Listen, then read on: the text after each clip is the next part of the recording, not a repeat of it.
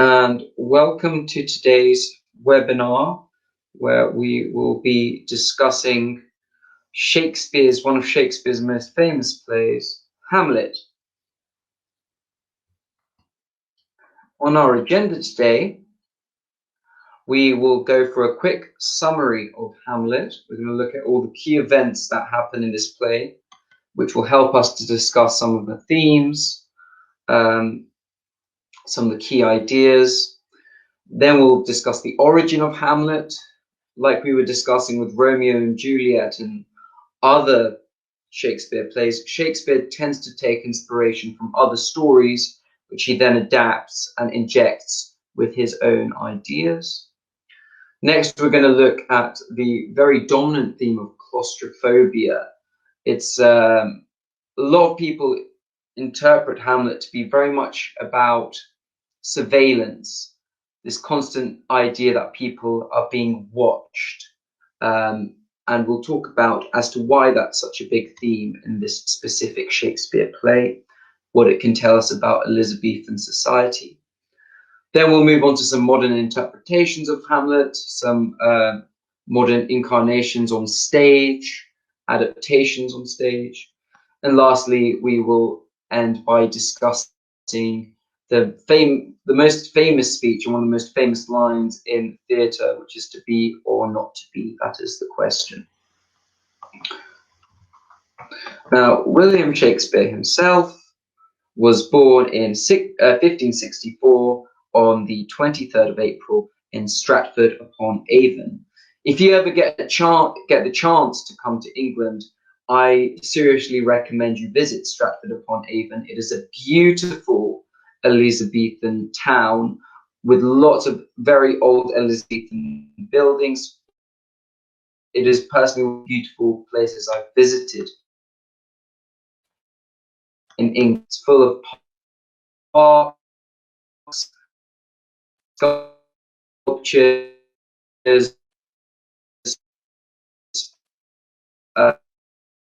of Shakespeare characters out way, with whom he had 3 children. 10 years later, he would establish himself as a very successful actor and playwright, establishing the Lord Chamberlain's Men, which would later become the King's Men. As part of the Chamberlain's Men, he would first perform at the court of Queen Elizabeth I, but then the name of that group would become the King's Men, as they would perform for James I. Now, in 1596, tragedy would hit Shakespeare's family as his son Hamlet died at the age of 11 years old, shortly after Shakespeare's father would die as well. Many have suggested these are the events that would inspire Shakespeare to write the very morbid and tragic story which is Hamlet. Later in 1616, Shakespeare would die in April. Now, the thing about Shakespeare's plays is that they really are timeless and they are universally relatable. In Shakespeare's plays, there's often themes of, there's often societal critiques, explorations of relationships, and they really are timeless because they've been adapted in so many ways. They're sort of translatable into so many different contexts that you often find Shakespeare plays are set in modern day scenarios. You even have modern day analogous stories such as The Lion King, which really takes a lot from the Hamlet story. And of course, we all know how popular The Lion King is. We'll talk about The Lion King in a bit more detail later on. Now, to begin with a summary, Hamlet opens with the death of King Hamlet. This is what sets the scene. And this is King Hamlet of Denmark, of course. Now, historians say that Hamlet was written somewhere between 1599 and 1602, although they're not entirely sure. So King Hamlet has died. As we'll find out later, he has been killed by his brother Claudius, although none of the characters are yet aware of this fact. And these are depictions of how his brother Claudius kills his brother King Hamlet by placing poison in his ear while King Hamlet is asleep. Now, Prince Hamlet, who is King Hamlet's son, returns to Denmark.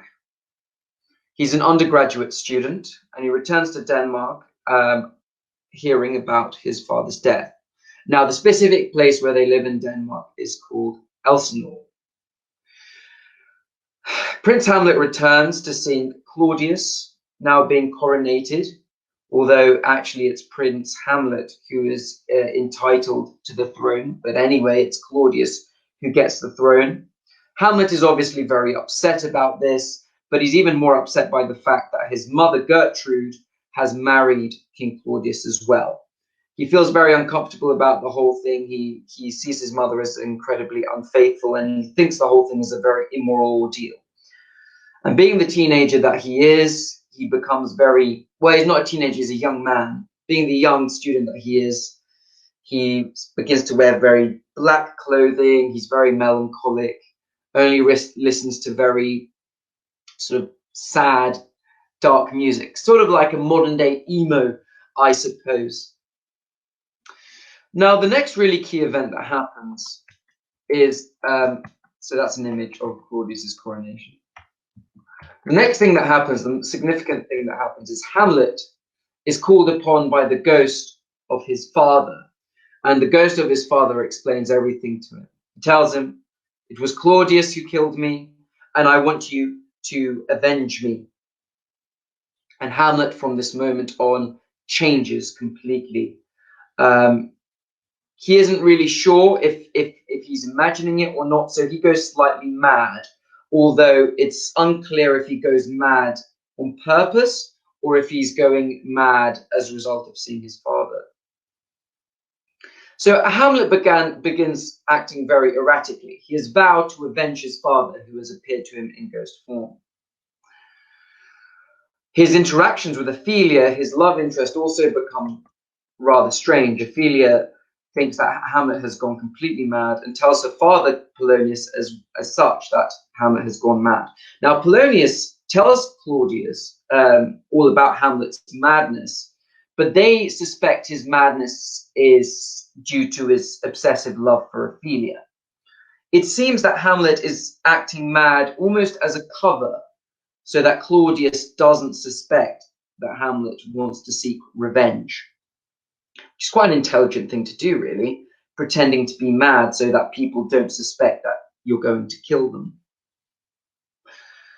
Now, Hamlet, the key thing with Hamlet is that,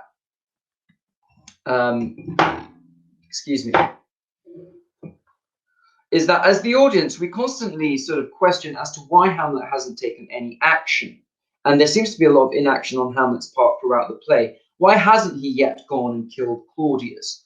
Well, it seems Hamlet, being a Christian, it still rests on his conscience that, okay, I'm not entirely sure if I really did see my father, so I need to be absolutely sure that Claudius is guilty. So the way he checks to see if Claudius is actually guilty is he sets up this play. He sets up this play in which, and he forces everyone to watch this play, and in this play, there's a depiction of a king being killed and murdered by his brother. And all the while, he watches Claudius's reaction to see if Claudius is guilty or not. Claudius, watching this play and seeing the depiction of a king being killed by his brother, suddenly gets up and says, enraged and flustered, runs away from the play. He flees the play. Now, this, for Hamlet, is absolute confirmation that Claudius is actually guilty.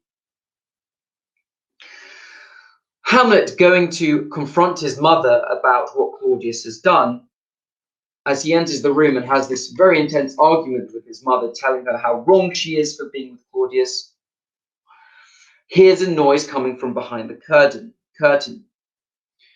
So he goes over, suspects it's a rat, and he places his sword through the curtain. It turns out the person behind the curtain is Polonius, who has been spying on them this entire time. Polonius, of course, is Ophelia's father. So Hamlet accidentally kills Polonius. Now, this is also a major plot point. In killing Polonius, Claudius realizes that people are going to accuse him for not getting Hamlet's madness under control. So Claudius has Hamlet sent away to England. Now, Ophelia, having seen her love interest go completely mad, and having seen her father murdered, she also goes mad and she commits suicide. And this is the first really tragic death that happens. While Polonius's death is tragic, this is the thing that really pushes the play in its dark direction.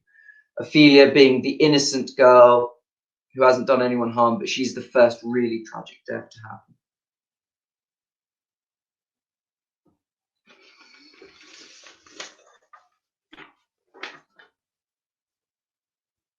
So Hamlet returns to see that Ophelia has committed suicide. Now, Ophelia's brother, by the name of Laertes, he's very upset because his father has been killed by Hamlet.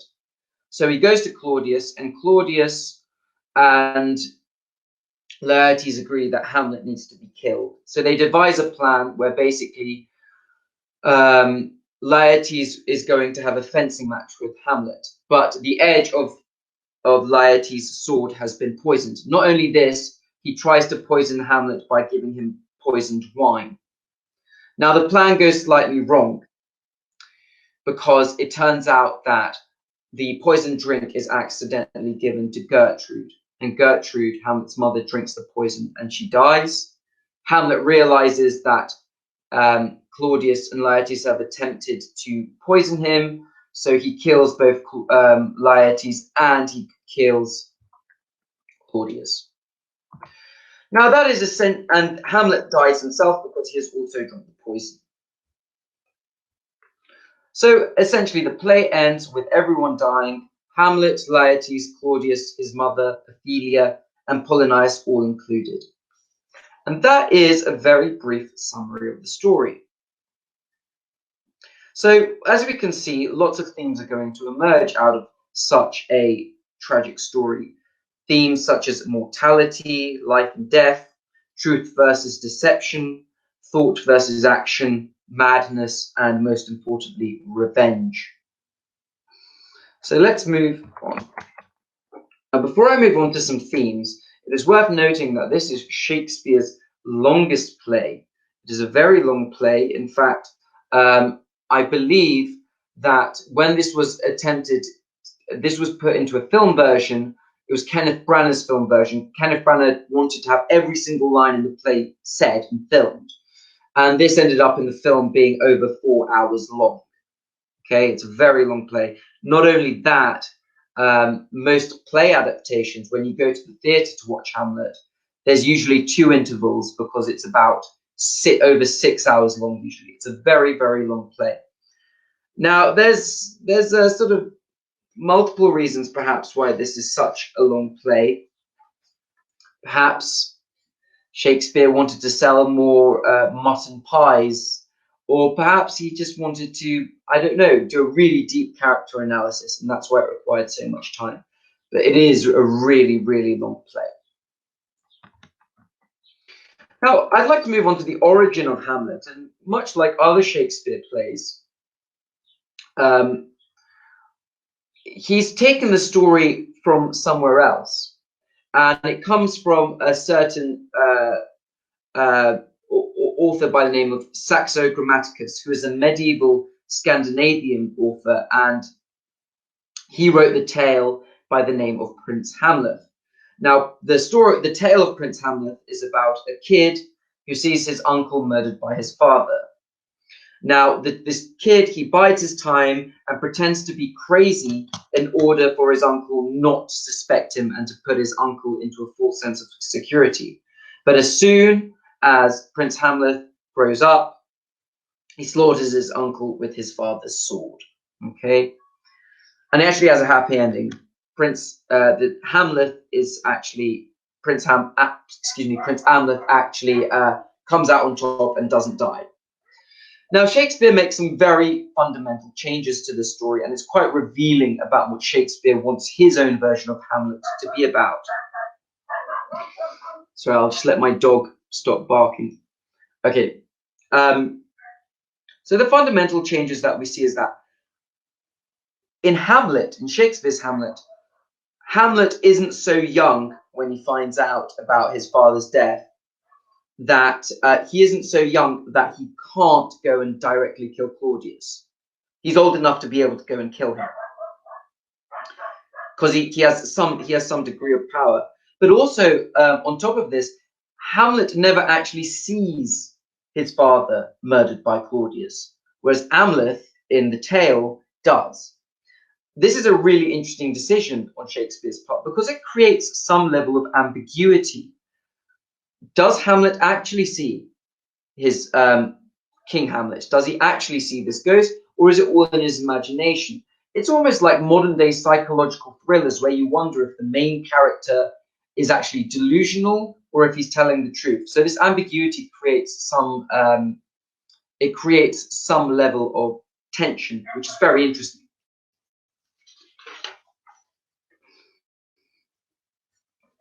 It's also worth noting that Hamlet is one of Shakespeare's most consistently performed plays since its debut, his most popular plays.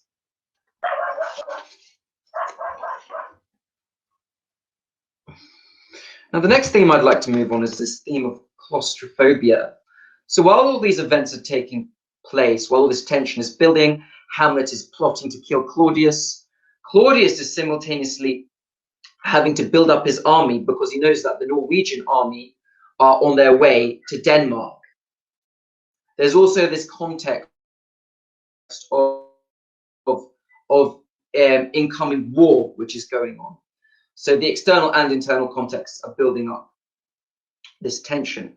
But the claustrophobia comes in the form that everyone seems to be watching everyone. It's almost like as often happens when there's an external enemy, quite often it leads to there being internal enemies within a given political situation or monarchy. And we sort of get this image of Elsinore as a surveillance society. Hamlet's not wrong when he tells his friends Rosencrantz and Guildenstern that Denmark is like a prison for Hamlet. And the reason it's like this prison is because Hamlet is constantly being watched. For example, Gertrude, Claudius, and Polonius are constantly watching Hamlet. They have spies check in on him to see why has he gone mad? What is Hamlet thinking? Likewise, his friends Rosencrantz and Guildenstern are also asked to watch Hamlet and to constantly survey him and to constantly observe him. Likewise, also Ophelia is constantly observing Hamlet, although Hamlet doesn't take much notice of her because he's too busy watching Claudius. There's this sense of claustrophobia. Everyone's watching each other's moves. No one wants to slip up and no one wants to reveal what their true intentions are.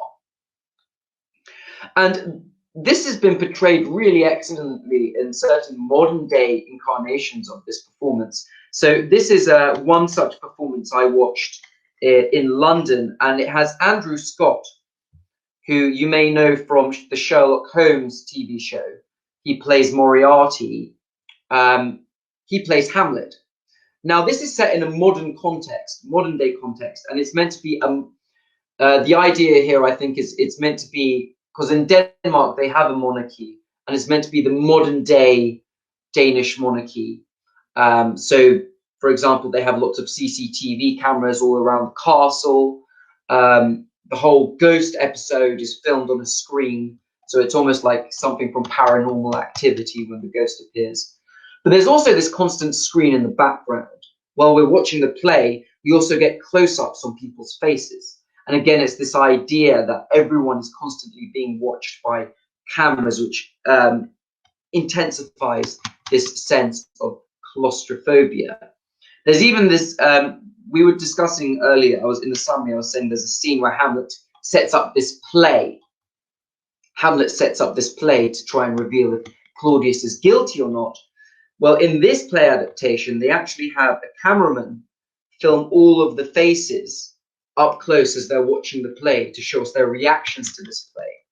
And you can see it on this screen at the back of the stage. You can actually see Claudius's face watching the play, and you can see how nervous he looks. You can see him twitching. There's even a drop of sweat coming down his forehead.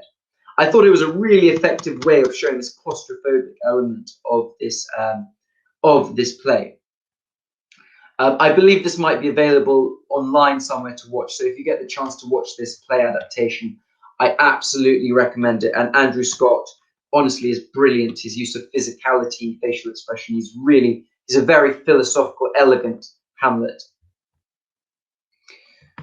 But why is claustrophobia and this idea of surveillance such a big part of Hamlet? Well, some scholars have suggested that this is a commentary on Elizabethan England. So now Elizabethan England during Shakespeare's time, it was a place notorious for spying. Notorious for spying in the sense that there were lots of anti-Catholic and anti-royal conspiracies going on at the time. Lots of people wanted the Queen dead. So Elizabeth's response to doing this was basically she had lots of people become her own personal spies. Lots of people were spies in Elizabethan England. So you always had to be very careful what you said or what you did, because it was very likely someone would have been working for the Queen. And, you know, Shakespeare probably would have felt this claustrophobia, this surveillance quite strongly, because being a playwright himself, dealing in quite, you know, dangerous ideas where a lot of his plays actually criticize society, he would have felt this claustrophobia most of all. Shakespeare probably would have been in fear of his life a lot of the time that he wrote a play. He probably knew that every time he wrote a play, there was probably a chance he would displease somebody and he might get in trouble. And this is quite similar. This theme is also present in other Shakespeare plays, not just Hamlet.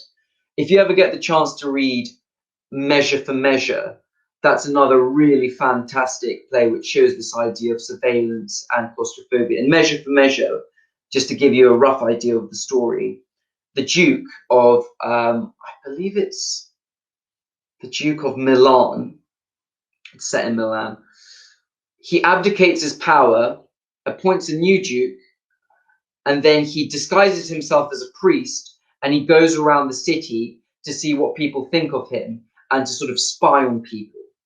Okay, and it's this idea of the powers that be are spying on everyone, and they're ever present and they know what you're doing.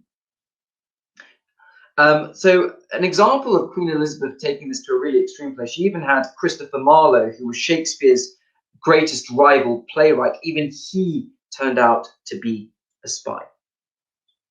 So again, this idea in Hamlet is the side of surveillance, everyone being watched. And it's really interesting that Shakespeare can make these commentaries about his own society, because he is really doing something very dangerous when he does this.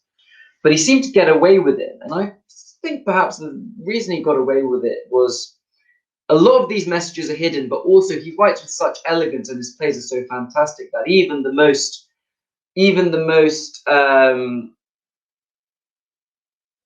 let's just say paranoid monarch probably would have appreciated Shakespeare's work. Now, the other thing to mention is, while we've got this intense claustrophobia, there's also this idea of perpetual violence.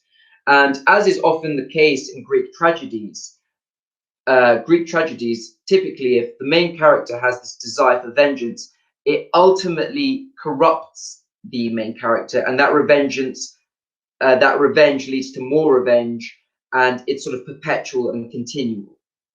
So each murder has to be answered for with another murder until we are out of people to be murdered. And this is exactly what happens in Hamlet. He kills Polonius, then Gertrude kills herself, then Laertes wants to avenge Hamlet, who is obviously doing all this because he wants to avenge his own father, and then everyone's trying to avenge each other, everyone's trying to seek their own revenge until everyone's dead. And I suppose it's quite a Christian message there, that violence begets more violence, murder begets more murder. And it's sort of this idea that actually murder is not a virtuous thing at all.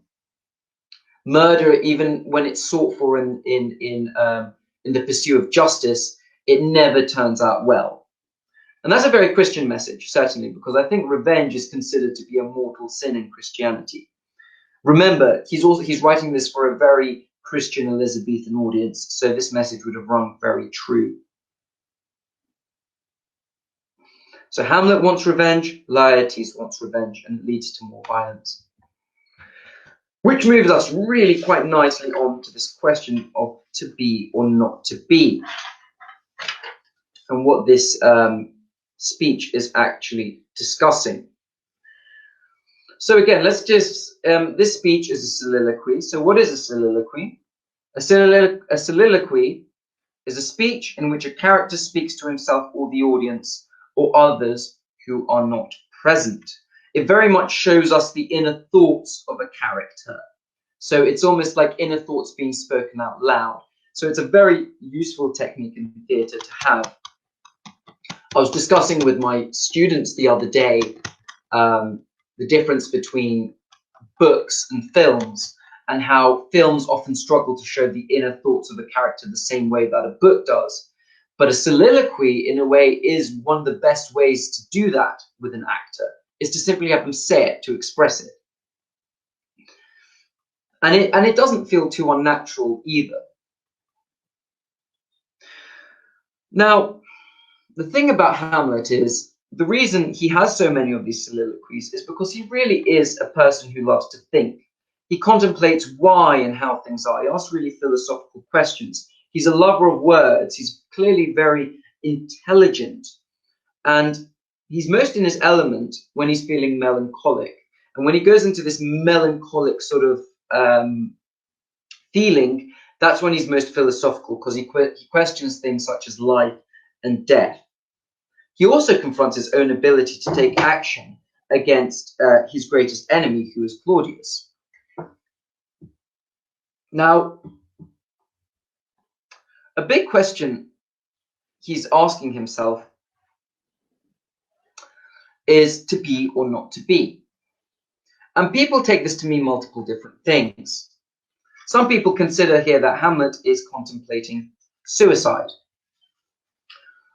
That he's expressed already earlier on in the play that he wants to die.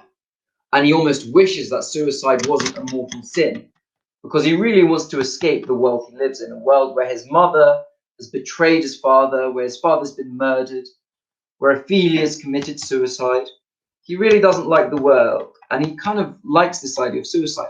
But then a deeper look at this speech actually shows that it's not about that, or at least not in my opinion. I think more deeply he is considering the idea of revenge and murder, to be a murderer or not to be a murderer, in the sense that it's quite similar. Murder is quite similar still to the notion of suicide. And this is another interesting link Shakespeare's making, that in actually murdering Claudius, he may potentially be destined to hell anyway. It's no different from committing suicide. Murder, in a way, is actually made equal to suicide. And he asks himself, and he really questions his inaction. Why is it that he has not yet been able to kill Claudius? And this is where Shakespeare is sort of presenting to us these two different conceptions of revenge, the two different philosophical views of revenge. The Greek version of revenge, Greek conception of revenge, and the Christian conception of revenge. For the Greeks, revenge was actually quite a virtuous thing, to kill someone who has murdered your own family member. But then the Christian conception says that revenge is bad, it's a mortal sin, it can't lead to anything good. And he's constantly having this inner struggle with his conscience. Is this Hamlet? Someone's just asked, is this Hamlet? Yes, this is Hamlet holding the skull.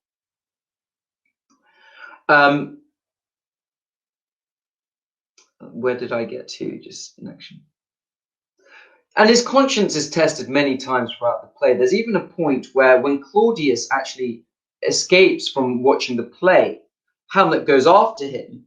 Hamlet goes into the room to kill him, but he finds that Claudius is kneeling and he's praying. And Hamlet actually says that it's on his conscience that I can't kill a man if he's praying to God. because if I kill him and he's praying to God, he'll actually go to heaven. So he's constantly, the to be or not to be question it's more about doing the right or wrong thing.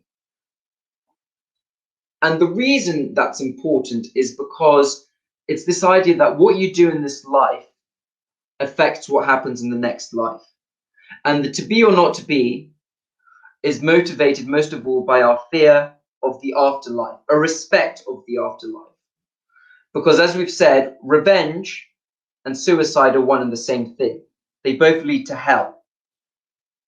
And I suppose the reason he doesn't want to commit suicide and the reason he's so hesitant to kill Claudius is because he has fear of what's going to happen once he dies. It's the greatest fear of all is not knowing what happens after death.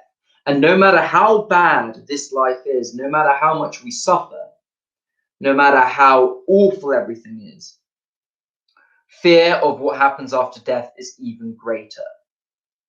And I suppose the conclusion is to say, to choose life over death, to choose not murder over death, to choose life over suicide.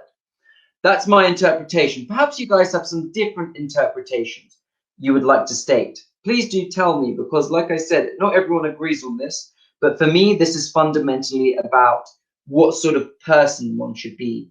To be a murderer or not to be a murderer. To choose life or to choose death. Choosing to be a murderer is to choose death. So please do tell me what we think. Perhaps you have a different opinion from me. I would love to hear it. Now, finally, the impact of this play. We were talking about Simba, and I just quite like to sort of tell you the specific analogies between Simba and Hamlet. It's a very similar storyline. Simba witnesses the murder of his father by his uncle Scar.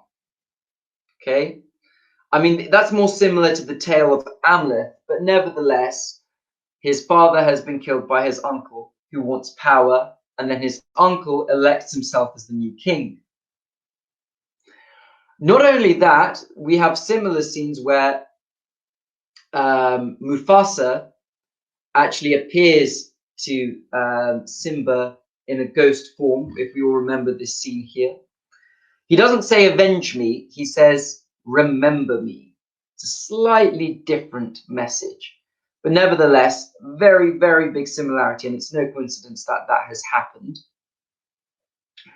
He's also got his love interest, Nala, and generally speaking, it's a similar story. Of course, the ending, it's got a much happier ending because Simba actually becomes king and he overcomes Scar. But we can definitely see the similarities. And I think something like The Lion King is a testament to how strong the very story and narrative behind Hamlet is. It's also a very philosophical story, The Lion King, thinking about the circle of life. It's also, in a sense, about life and death and how all these things are connected. How everything that lives eventually becomes the ground. And then the ground is eaten by the antelope, and then the antelope is eaten by the lion, and etc., etc. Okay, so that's the end of our presentation. Do we have any questions? Do we have anything we'd like to say? Any opinions about Hamlet? Is there anything perhaps you disagreed with that I said? It's okay if we have disagreements. If anything, I like having disagreements.